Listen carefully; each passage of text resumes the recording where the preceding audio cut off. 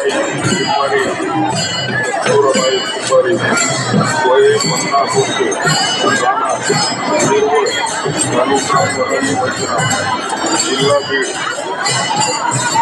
यांचे नातेवाईक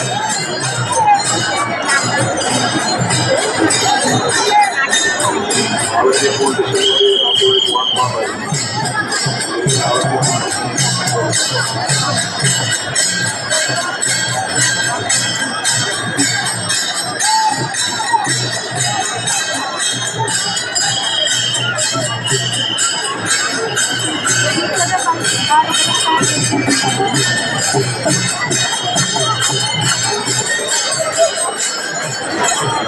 मनोहर शेषराव घाटगे